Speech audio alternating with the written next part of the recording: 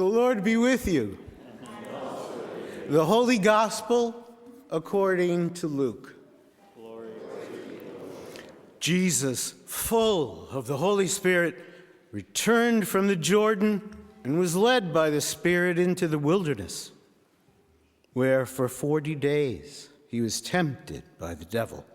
He ate nothing at all during those days, and when they were over, he was famished. Then the devil said to him, "Since you are the Son of God, command this stone to become a loaf of bread." Jesus answered, "It is written, 'One does not live by bread alone.'" Then the devil led him up and showed him in an instant all the kingdoms of the world. The devil said to him, "To you I will give their glory and all this authority, for it has been given over to me, and I give it to anyone I please. If you then will worship me, it will all be yours." Jesus answered him, "It is written, 'Worship the Lord your God, and serve only him.'" When the devil took him to Jerusalem, he placed him high on the pinnacle of the temple, saying to him, "Since you are the Son of God, throw yourself down from here, for it is written, 'He will command his angels concerning you to protect you, and on their hands they will bear you up, so that you will not dash your foot against a stone.'" Jesus answered him, "It is said, 'Do not put the Lord your God to the test.'" When the devil had finished every test, he departed from Jesus until an opportune time.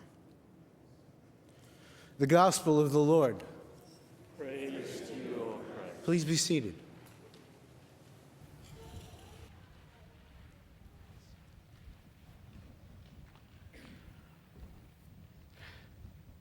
When I was in my early 20s, as part of spiritual formation, I had the unique opportunity to make retreat. And this retreat was called the Vision Quest. It's a deep Native American spirituality to it. So I was living in California, in Berkeley, and the group that was going to make this retreat gathered for about 3 weeks, a night a week, and prepared for this journey in vision questing. And after we had prepared and planned, we had a truck, and we drove from Berkeley, California to Death Valley, an intense desert experience.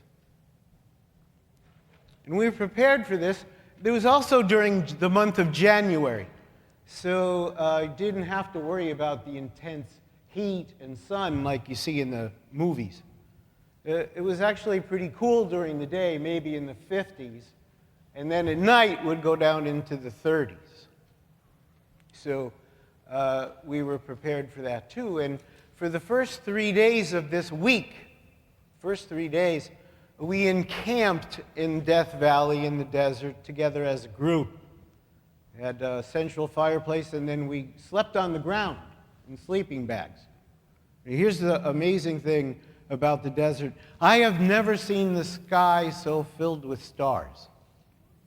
There's no light coming from anywhere. The air is very dry, and it's very thin. So we did that. Now, during the days of being together as a group, we were sent out into the desert on our own to find our sacred space. Find for a solo part of the retreat. Now, I had no idea what this meant or how you would find such a thing. But here's what I began to experience. The desert's weird, and it's kind of a different space than ordinary space. And so though it was January, as I was kind of slumping along through the sand and over little rivulets, I saw butterflies, which I found out pretty sure my leaders said shouldn't be there in January. So I figured, well, this must be what they're talking about.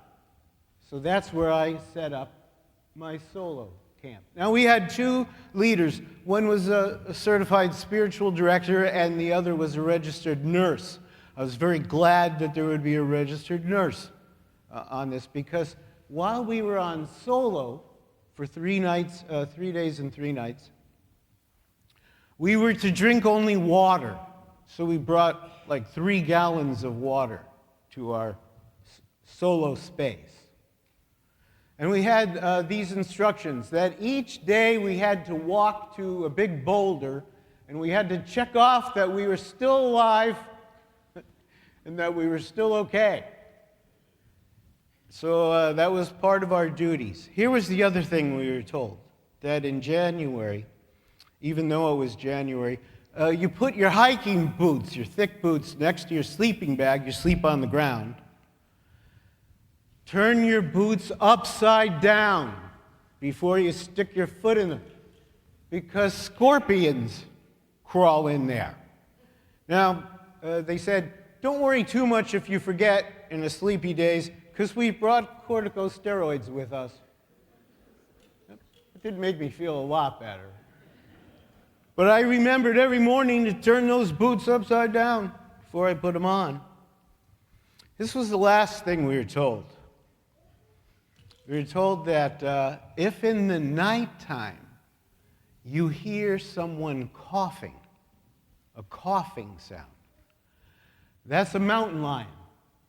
Head quickly and quietly back to base camp. Now, I had these little cans of Sterno. Remember those? And I would like that for evening fire. And so you're alone. 3 days, 3 nights, you're fasting. And things begin to catch up with you in your mind. The memories begin to catch up with you. Somewhere around the 2nd day, you forget trying to act all holy, but you realize that it's happening to you, that the veil is thin. The presence of God becomes much different, very close, kind of spooky in some ways. The desert's a strange place. And when we got back to the base camp after the 3 days, I asked people, was I going crazy? Did anybody else see this? Flashes, like the old flash cameras, a flash going off? And they said, yeah, we saw those, but it was daytime. And as you're hiking, you see these flashes. Now, whether that's geological or whether that's biological, I don't know, but it was just a mysterious place. Now, on this vision quest, I learned more and thought about the Hebrew tradition, the Israelite tradition, that when you need to find sacred space, the space that the Hebrew tradition retreats to is the desert. It's geographically not too far. And in the Hebrew tradition, they remember the 40 days and then the 40 nights that prophets would engage in. But more, they remembered the 40 years of their people wandering in the desert. Now, the desert was harsh and hard, and there's stories about the people complaining and grumbling, and Moses putting up with them. But upon reflection, as the decades and centuries go by, those people remember the desert time as the honeymoon time with God. That strangely, although it was tough, it was hard, it was rugged, that's when the people remembered God came closest. And they, as the partner people, would always wish for, in the Psalms and in the prayers, that those days could come back, that close honeymoon relationship with God, the living God, could happen again. It was hard, and yet that was the place where God came close. The Celtic Christian tradition of spirituality, they know all about this and contribute this to the ideas of our spirituality. In the Irish language, cúil áta is the words for thin place. A thin place is a place that the Irish people know and pass on. If you wish to be close to God and have God come close to you, go to the cúil áta.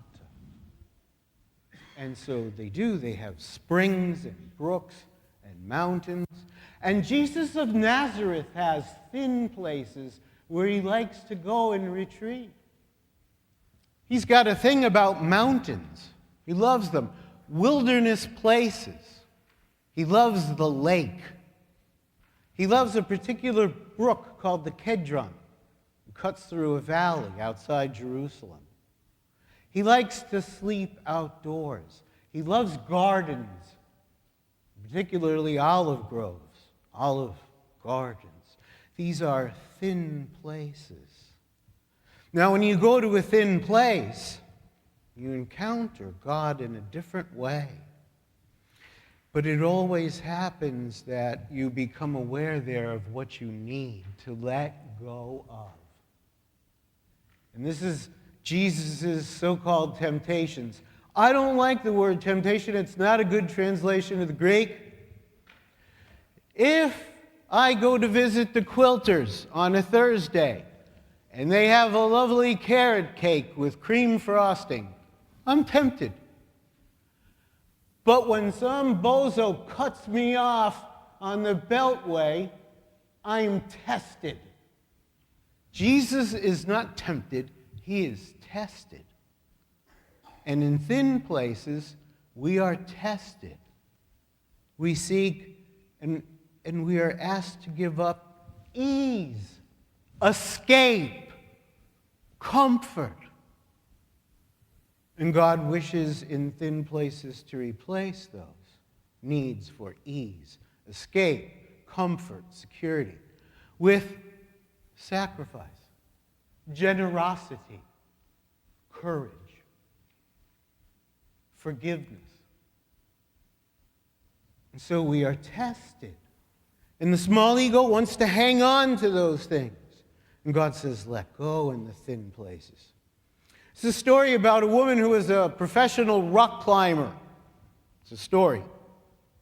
She's climbing a giant cliff, and she gets almost to the top. And the handhold suddenly disappear. It's entirely smooth. The footholds disappear. It's entirely smooth. She's hanging on literally by her fingertips. And she says, in desperation, "Dear God, help me. Dear God in heaven, help me."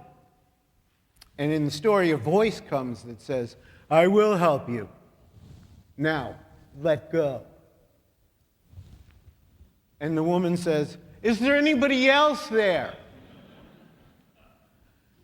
You and I have desert places in our lives. We have lived through them.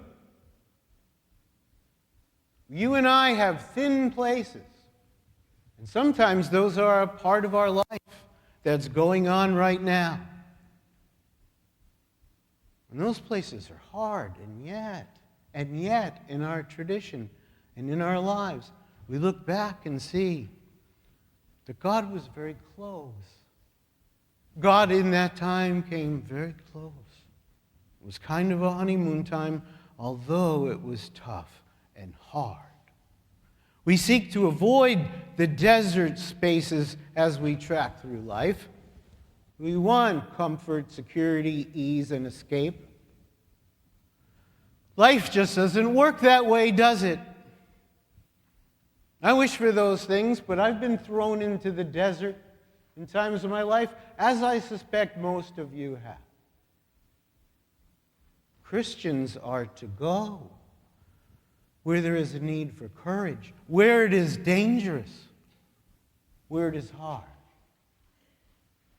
And Jesus, filled with the Holy Spirit, does this.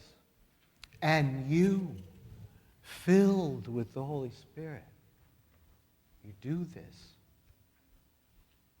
You think back on all the things that have happened to you, to me, and how is it that you are here this morning? And as you gather here, and you are seated in your chair that way, and your feet are exactly where you've placed them, and you're aware of your breathing, right now, is this not indeed a thin place?